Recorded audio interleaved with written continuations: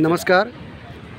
आपल्यासमोर आता आमचे धडाडीचे कार्यकर्ते मनसेचे पदाधिकारी श्री दिलीप चव्हाण हे दोन शब्द व्यक्त करतील. मित्रांनो नमस्कार. मैत्री काय असते याचं जर उदाहरण तुम्हाला बघायचं असेल ना तर जंगम स्वामी.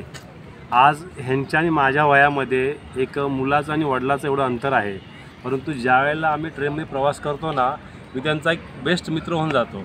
आणि तो एक तास असतो ना आयुष्यातला, तो कधीच कळत नाही कसा गेला तो. ते आमच्याशी बोलताना मग दादा असतील, भाऊ असतील, सुनील असेल, तुम्ही असणार, या सगळ्यांशी बोलताना ॲज अ फ्रेंडसारखे बोलतात आणि एवढे त्यातनं चांगलं मार्गदर्शन करतात ना की आयुष्यामध्ये आम्ही तो प्रवास कधी विसरणार नाही आहे. खरंच लोकलमध्ये आपल्याला कशी किती माणसं भेटतात, आपले कधी झगडे होते, मारामारी होते, परंतु हा आमचा ग्रुप हा वेगळा आहे की ह्याच्यामध्ये प्रत्येकाला एक सहानुभूतीमध्ये सांगतात की बाबा कसं जगायचं आयुष्यामध्ये.